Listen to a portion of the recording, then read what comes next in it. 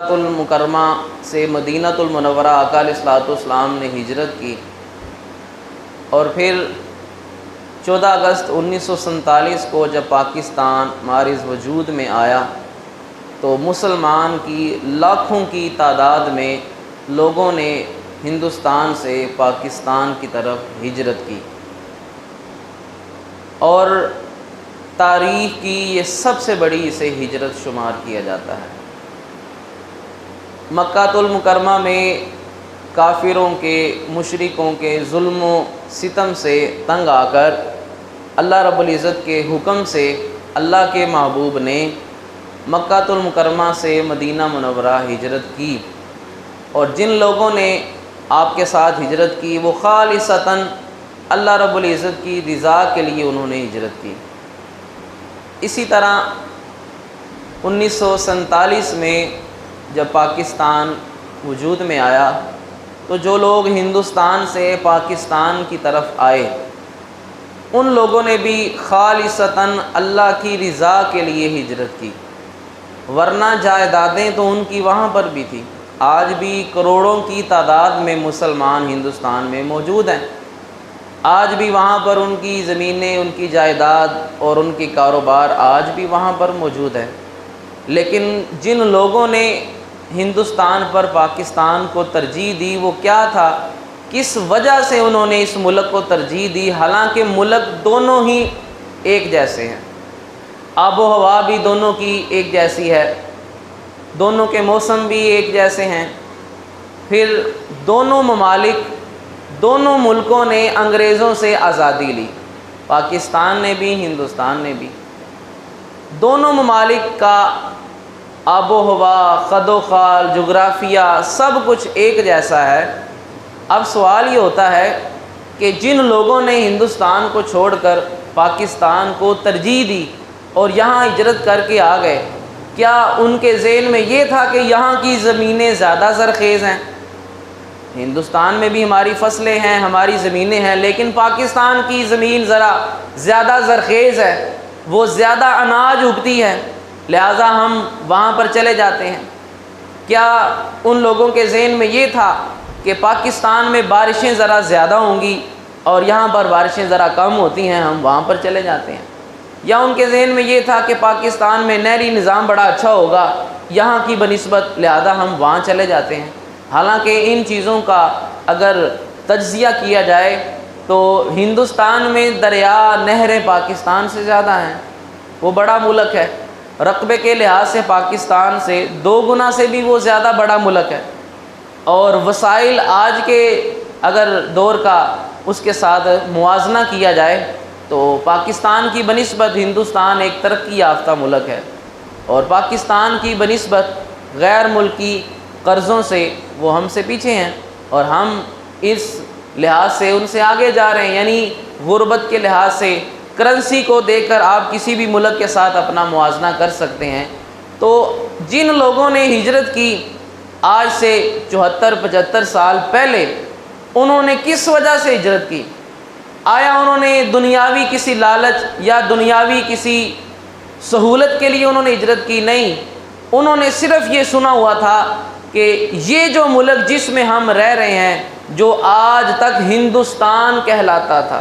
آج تک بر صغیر کہلاتا تھا، اور ساری کی ساری ایک سلطنت تھی، اب یہ سلطنت 2 حصوں میں تقسیم ہو چکی ہے۔ ایک حصہ وہ ہے جو ہندوستان ہے، جہاں پر ہندوؤں کی اکثریت کی وجہ سے حکومت ہوگی ہندوؤں کے پاس،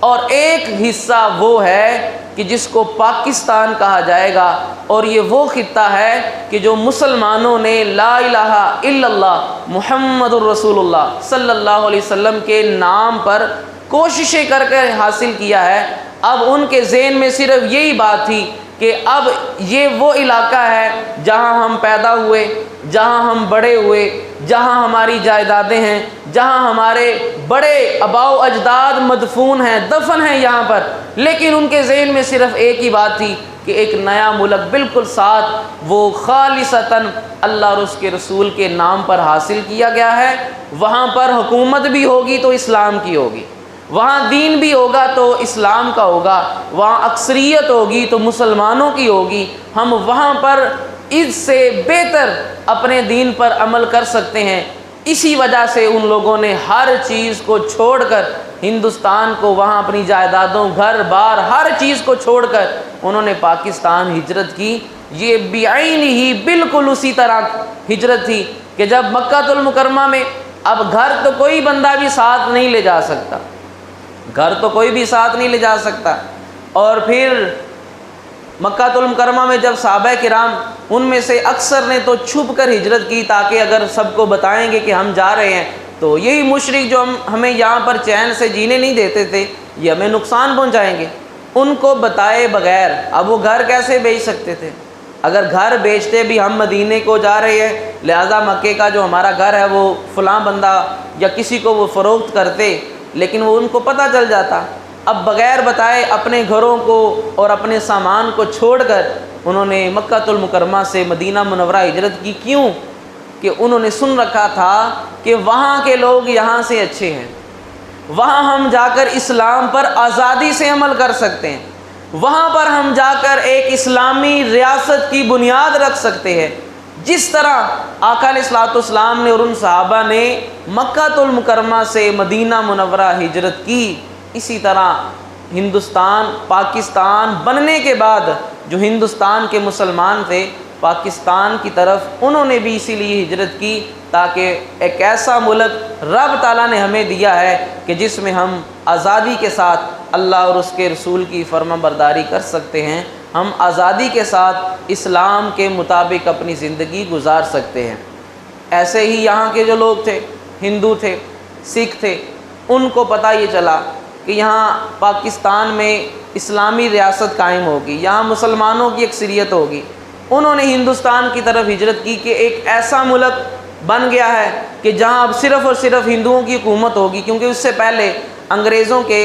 100 سالہ تسلط سے پہلے 1000 سال مسلمانوں کی بر صغیر پر حکومت تھی۔ اور آج کا یہ جو ہمارا جمعہ المبارک ہے، کل 14 اگست ہوگی، محرم الحرام بھی ہے،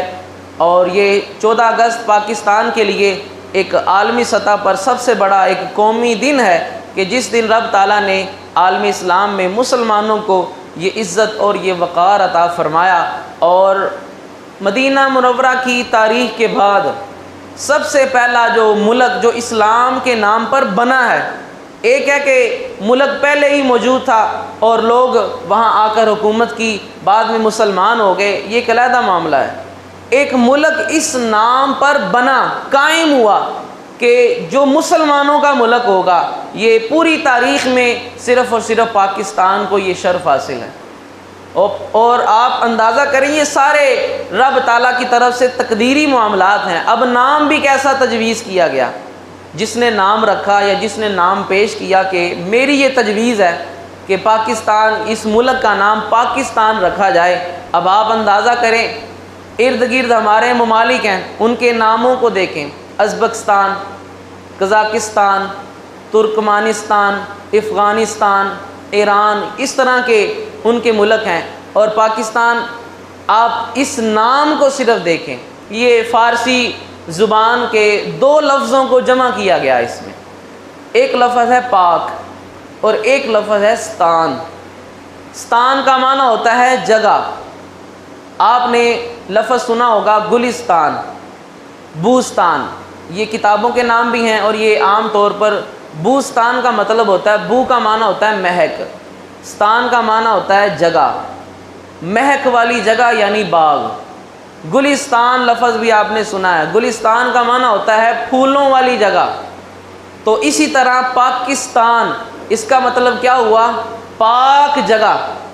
ایک وہ سرزمین جو پاک ہے۔ اور آپ چلے جائیں 1400 سال پہلے، بلکہ یہ 1443 ہجری ہے، تو اسی سن میں آقا علیہ الصلوۃ والسلام نے ربیع الاول میں حضور نے ہجرت کی، تو پورے 1443 سال گزر چکے ہیں آقا علیہ الصلوۃ والسلام کو ہجرت کیے ہوئے۔ آپ اندازہ کریں کہ پاکستان کا مطلب ایک پاک سرزمین،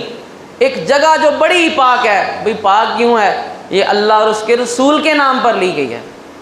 اور 1442 سال پہلے پیچھے چلے جائیں تو آپ دیکھیں گے کہ وہی شہر جس کا نام یثرب تھا،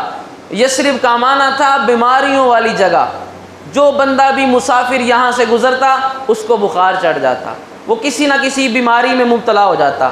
اور اس کو بخار آ جاتا۔ اب جب آقا علیہ الصلوۃ والسلام وہاں پہنچے اور حضور نے وہاں پر دعا فرمائی، حضور نے فرمایا یا اللہ یثرب کی جتنی بھی بیماریاں ہیں اس کو جحفہ کی طرف منتقل کر دے۔ اب وہی شہر جو پہلے یثرب تھا، آقا علیہ الصلوۃ والسلام کے قدم رکھنے سے وہ مدینہ طیبہ ہو گیا۔ مدینہ کا معنی ہوتا ہے جگہ، شہر، اور طیبہ کا معنی ہوتا ہے پاک۔ وہی جو بیماریوں کا مرکز تھا اب وہ پاکیزگی کا مرکز بن گیا، اب وہ طہارت کا مرکز بن گیا ہے۔ تو آج سے 1442 سال پیچھے چلے جائیں یا آج کے دن کو دیکھیں، رب تعالیٰ نے اہل اسلام کو جو شان، جو مرتبہ عطا کیا اسلام کا نام بلند کرنے کی وجہ سے۔ یہ کسی نے بھی نعرہ نہیں لگایا ہم آزادی اس لیے لیں گے تاکہ ہم پاکستان میں جا کر ایک ملک بنا کر دنیا میں زیادہ ترقی کر سکیں۔